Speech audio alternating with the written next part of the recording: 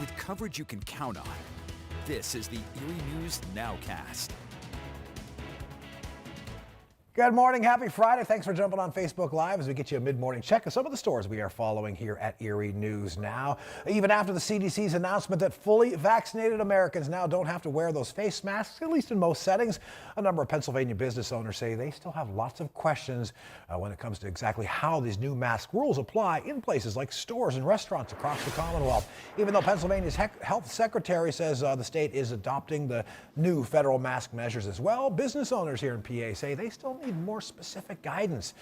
Businesses can set their own guidelines when it comes to mask wearing. A lot of them say they're still working on that approach with this sudden switch. I've just walked inside here and one or two people have said it to me already, including staff, and you're like, you know, we do need further clarity, so just, you know, hang on for a day or two till we know what's doing, and in the meantime we will apply by all, you know, guidelines and restrictions that are put on us, and until we know 100%, we'll keep going the way we are. Yeah, so businesses, schools, and even local governments can still override that rollback. One example, leaders of the Giant Eagle grocery store chain say despite these new rules, their mask guidance will stay in place for now. And that new word from the CDC on masks is probably welcome news at least two spots where they're gearing up for a busy weekend. Now down in Waterford at Port Farms, a popular fall destination, the stage is already set up for a concert tomorrow. A concert by the rock group The Wild Feathers. That Nashville-based group actually opened up for the likes of Bob Dylan and Willie Nelson in the past. Port Farms won an essay contest in order to be able to host this show. They say they have some 500 tickets sold, and organizers of that concert planned for Port Farms and Waterford tomorrow say they have plenty more tickets available. And after enduring a 2020 summer filled with all sorts of restrictions, Waldameer Park is set to open up its gates for the new season tomorrow. We're talking about just the amusement park side of things this weekend. It'll be a couple more weeks before the Water World section of the park opens. The folks at Waldameer say masks and social distancing will still be required, at least for now.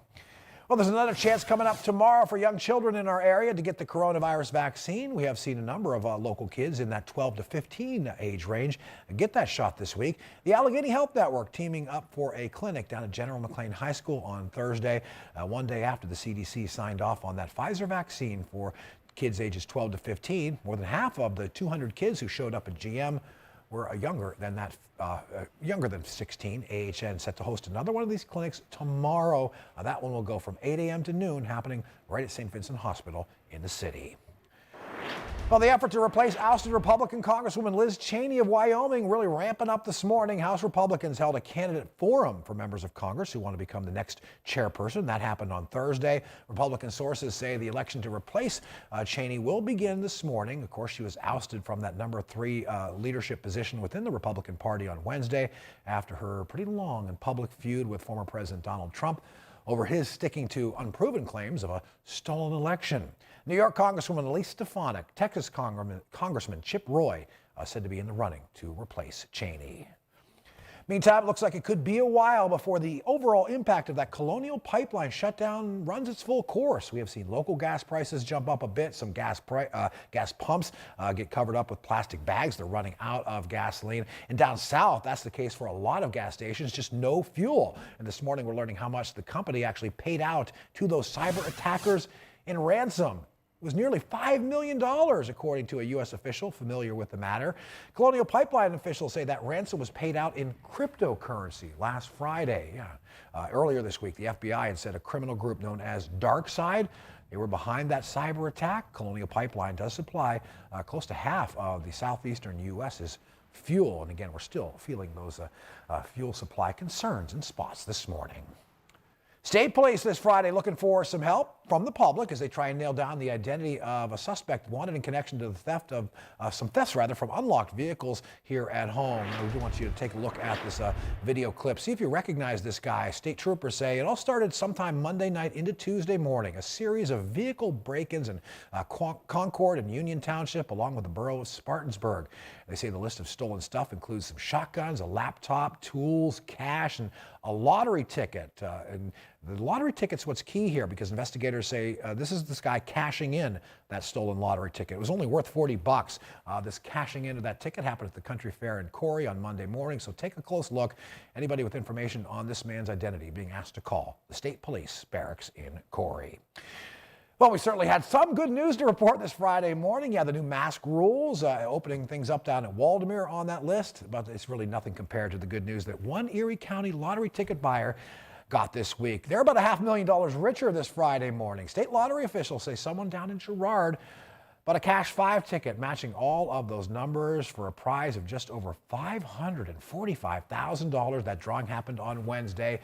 The ticket was sold at the Giant Eagle in Girard, so that store actually gets $5,000 just for selling it. Now, in case you have a ticket to check, the winning numbers from back on Wednesday's Cash 5 drawing were 10, 21, 22, 33, and 35. That winner does have a full year to come forward and claim that prize.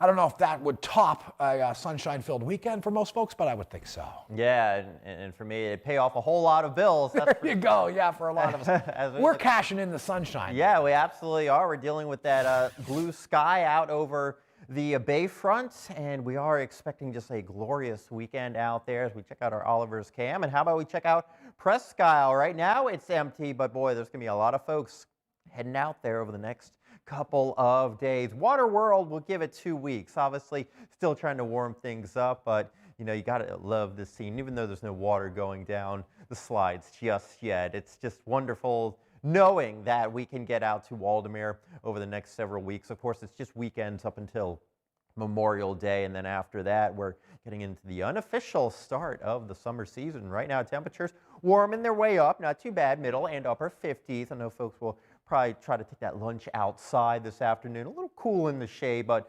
nonetheless, we've got 50 stretching back towards Warren, 60 degrees right now into Bradford. All right, as we play ball tonight at UPMC Park. It's an extended series against Akron. Temperatures coming down into the 50s as we go through the game. 9 o'clock, right around that time, finishing things up. And most of the game, again, in that daylight, as you can see, the sunset time continues to get later and later. We'll eventually get it to about 9 o'clock before we start the summer season. Right now, yeah, not many clouds out there. I saw one tweet from a meteorologist in Buffalo saying he found one cloud across all of the Northeast. That's basically it right now. We'll have a few fellow clouds join the party as we get into the afternoon. It's going to be dry, and you can actually see the drought monitor is keeping us in this yellow. That means abnormally dry conditions.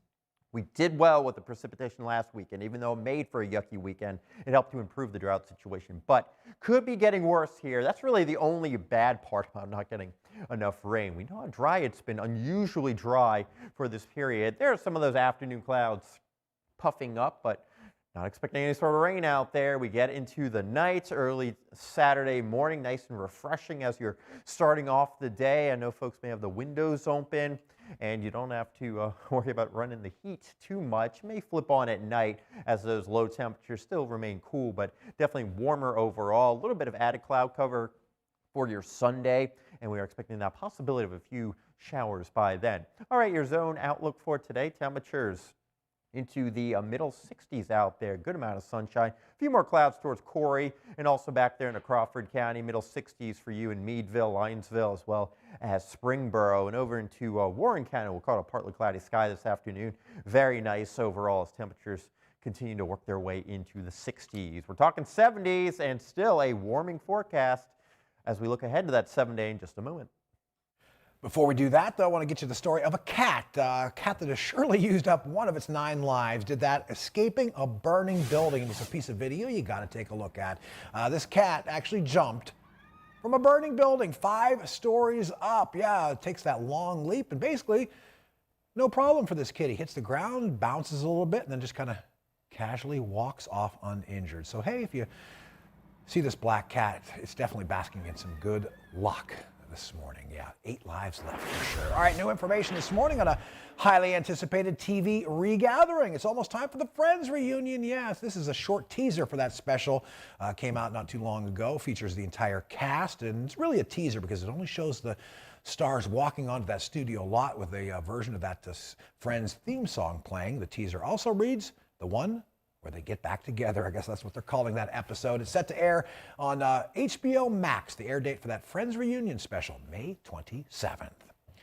And in honor of National Biscuit Day, which, believe it or not, was actually yesterday, the folks at Red Lobster are paying homage to their iconic Cheddar Bay biscuits by holding a sweepstakes. So they say one lucky person is going to get the title of Chief Biscuit Officer, and you get to hold that title for an entire year. The winner gets $1,000 in Red Lobster gift cards, as well as the opportunity to weigh in, they say, on any upcoming new dishes. And the best part, extra Cheddar Bay biscuits to take home. So yeah, check out Red Lobster's website if you want to become their new CBO. I could eat those things all day, David. Yeah, that's not a bad deal. You know, I've had some good biscuits before, and I think Red Lobsters, they're certainly like in the top They're three up there, for me. yeah. Yeah, there's some good eating out there. Every day could be National Biscuit Day, I guess. Temperatures into the middle and upper 60s, but you know, every day is something that could possibly be it any given day. You can see next week we've got lower and middle 70s as we continue through the week. More sunshine out there. Really the only showers we're looking at potential on a Sunday and then into a Monday, Sunday afternoon, possibly into Monday. But yeah, the forecast is fairly quiet as we continue to roll through the month of May.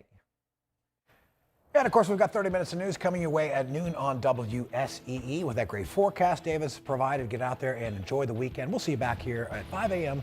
Monday morning for Erie News Now Sunrise.